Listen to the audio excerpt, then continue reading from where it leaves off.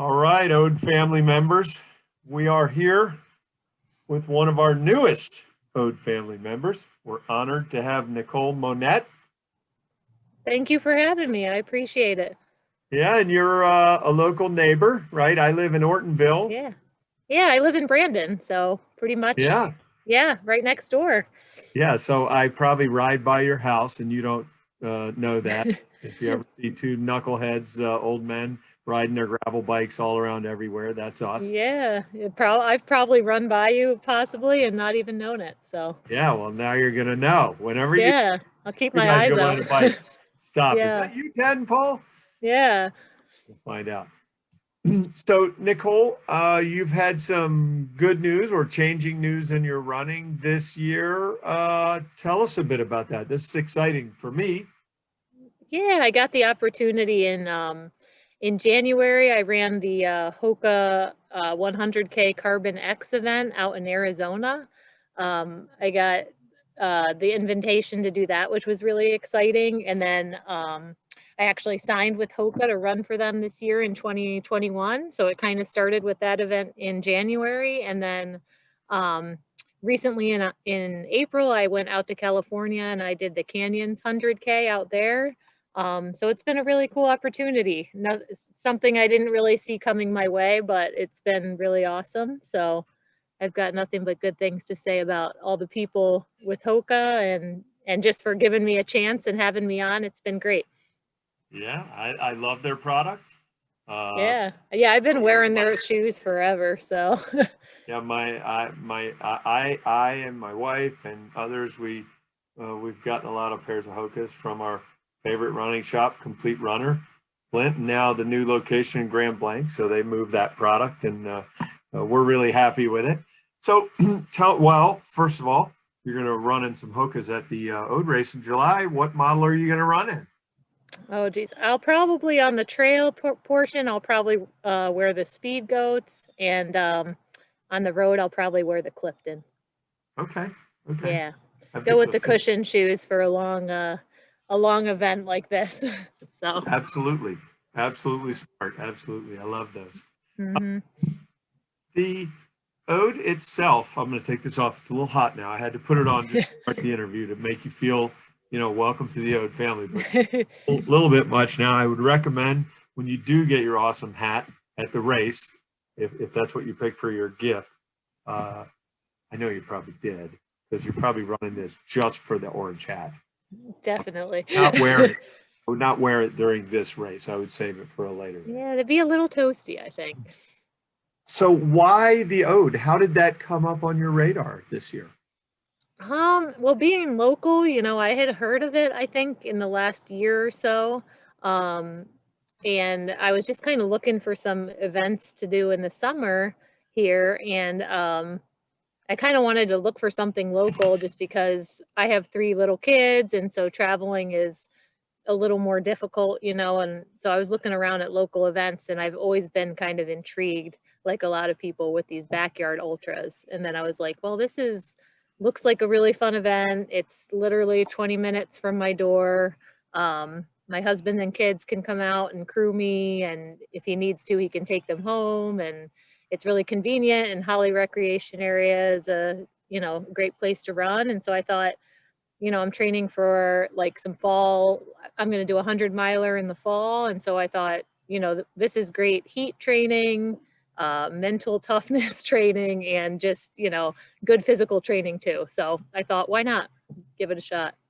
Excellent, excellent. Well, we're happy. We hope when it's over, you say, "Hey, look at that! There's a world-class ultra event right next to my door." That's Yeah, I did see too. I saw like, hey, this is going to be a pretty competitive event, and it's pretty cool that it's right around the corner. So it's almost like I'd feel like I was missing out if I didn't give it a try. So well, I sincerely hope you feel that way after you're on the trail. But you've run these trails before at Holly, right? So you know about Holly Rec area. yeah, it's a beautiful area, so it should be fun. It should be challenging. I mean, it's the Holly Rec area has some good hills, and so Yeah, excellent, excellent.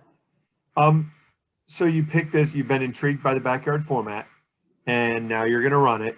So I understand it kind of might be a training stepping stone for a later event in the year, but did you change your training any because of what you're about to do in July?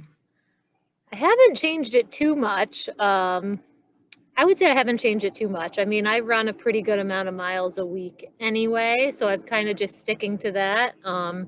And kind of just going into it figuring, if I have a good level of base fitness, then we'll see where that takes me. I've never actually run through the night before, so I'm a rookie when it comes to that. So that's kind of the intriguing part, I guess, is how will I be able to handle the sleep deprivation and running. I do run in the dark a lot. I run pretty early in the morning quite often, so I'm used to running in the dark, but not so much all night long. So we'll see how that goes. I guess that's one of the downfalls of being such a speedy runner. You did these ultra races so quickly, you don't get to enjoy the sleep deprivation. Yeah, I haven't ever run through the night. I've actually only ever done one 100 miler, and um, so I haven't done a lot of the super long stuff. And I didn't have to run through the night with that one. So it should be interesting. That's for sure. Yeah. Yeah. Have you devised any special strategy, or are you thinking about how it's going to transfer? What are you going to try to do?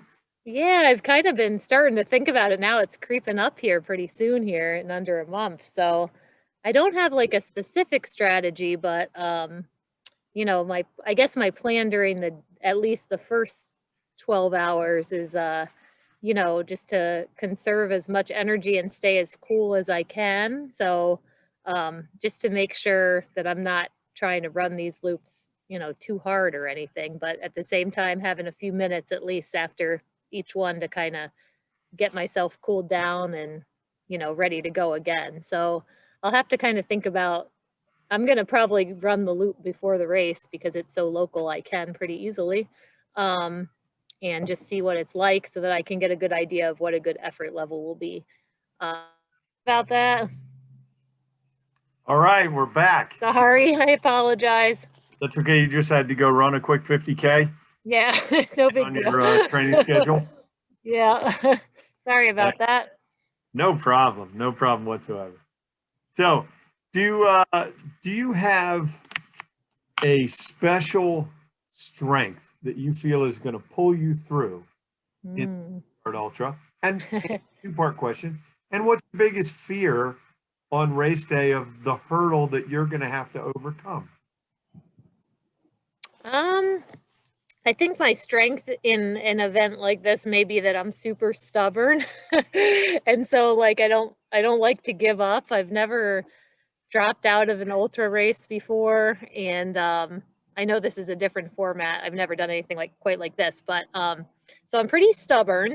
And I'm pretty competitive, I would say. So if other people are still going, I know I'll have that drive where I'll want to see. I like to test myself, so I'll want to see how far I can go. I think the biggest hurdle will be the sleep part. Just I've never been so great at staying up super late at night, so I don't know how that's gonna feel. So Yeah, once it's 8:30, I'm pretty much yeah, for my I get bed. up really So, early, but I tend to go to bed kind of early too. So it's like, oh well, we'll see. And maybe if I keep moving, I'll be able to rally. But that's definitely the biggest unknown, I think. when you're leaving on your midnight lap and you see me there bravely trying to pretend like I'm awake, but I'm actually asleep, and all the other volunteers are saying, Yeah, we'll take care of it for them. You can laugh at me. It's yeah, I will. I'll be out cold. Yep. Quick questions for you. What's no, before I get to the lightning round, I've got another one. What is the coolest thing so far of your year being a Hoka runner? Has it been one of the events that you've run in, or has it been interactions because of the company and your commitment? What is the neatest part that stands out so far? I think I have to say that Carbon X event in January was the coolest part. I mean, I had never been part of something like that where they took such good care of us and they just brought in pacers and everything was so well set up and it just felt so professional. And then the race went well and they had, Jim Walmsley was there going, almost got the world record. And there were just so many great athletes that I was surrounded by there. So I have to say that was the coolest thing. It was almost like wow, how am I really part of this right now? So it was pretty cool. So I would That's definitely go awesome. with that. It was the coolest part, but the whole experience has been really good. And yeah, I can't say anything but good things about the year so far. Excellent, excellent. Well, I look forward to an August or September interview on some other podcast or something where the silly host asks you that same question. You say, yeah, the Carbon X was cool until I ran the Ode to Laz. And then the Ode to Laz, that was the top of it all. So I look forward to that. That's going to happen. Yeah, that will be good. All right, here's some questions for you. What's your favorite band? Ooh, that's a good question. I like Sugarland. What's your favorite ice cream? Chocolate chip cookie dough. Cousin Eddie or Clark Griswold? Clark Griswold. Chatty or not chatty during the race? Chatty.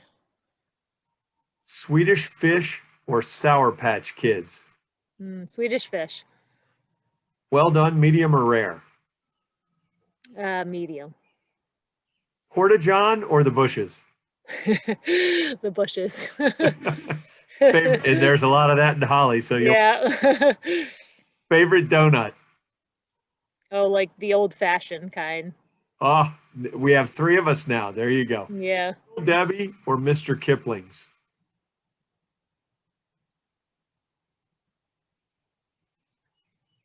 I stumped you. I'm sorry, I didn't hear that last question. Oh. I think, sorry. It's a hard one. Little Debbie or Mr. Kipling's? Oh, Little Debbie. Poor Andrew Moore. He's really so. All right, that was it. And the last one's kind of a trick question. People don't understand what that is. So for Andrew Moore's sake, I am a fan of Mr. Kipling's snack cakes and pastries, which would be the Little Debbie equivalent here in the U.S. But those are from across the pond. So Andrew supplies me with those and brings places, and they're some of my favorites. So we're taking a poll, but clearly this is why polls and things like that can be manipulated, because Little Debbie's is crushing it in this poll. Right. Most people probably don't know what the other one really happy is. to do that to Andrew Moore. Yeah. But it just goes to show how data can lie. Well, that's true. Data can lie at the Ode to Laz too.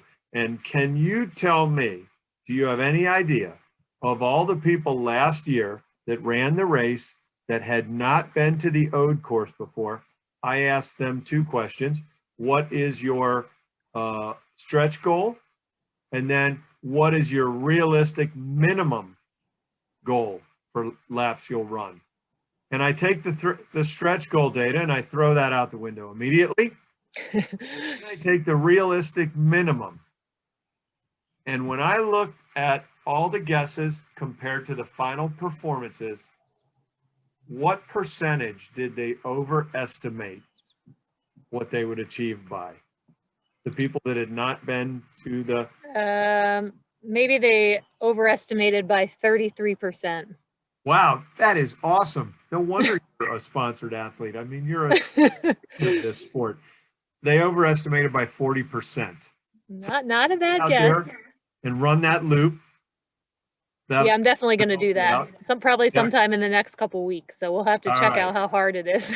Good for you. Good for you. Well, okay. So then here's another great piece of advice, but I don't need to give it to a sponsored runner. So I probably embarrassed to even say it to you.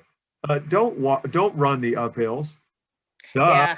Yeah. I think hiking the uphills is definitely the right way to go. Speed doesn't matter. You just got to finish it within the time, Right. And so I tell that to people, and people say, oh yeah, that makes sense. That hill there, that hill there, that hill there. I'm not going to run those. And they run all the other 87 small hills. Yeah. Walk those. You should walk those too. Anyway, that's my advice, but you don't need it. What's the best piece of advice you've heard from anyone so far about how to execute a backyard ultra? I haven't gotten too much advice, but probably, I think probably just to make sure you're continually fueling and hydrating well so that you don't get behind on calories and energy in. Because once you get behind, it can be a dark hole to come out of. There you go. Yeah, I don't Yeah, come out of it on this. yeah, If you get behind here, it's terminal. That's the end. yep. And That's the end. I'm going home. I'm going to bed if that happens. So, that's the genius of Laz's format here. So, yeah. been very kind, very patient to answer all our questions. You get to ask me anything now. You don't have to ask me anything, but it's your turn to throw some questions out at me. Just don't ask me who's going to win the race. I won't comment on that. I don't think enough. Um, oh geez, I wasn't prepared to ask any questions. You don't have to.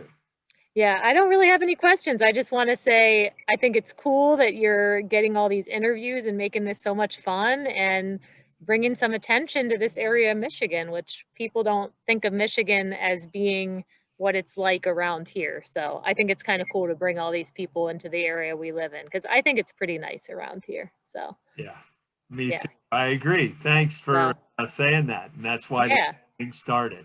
I want to be part of the local community. So that's another reason I'm excited with this. So Awesome. Awesome. Well, yeah. welcome to the Ode family. You're going to have a great time. We look forward to seeing you in July. Awesome. Thank you for having me and for your patience. Bye. Thank you.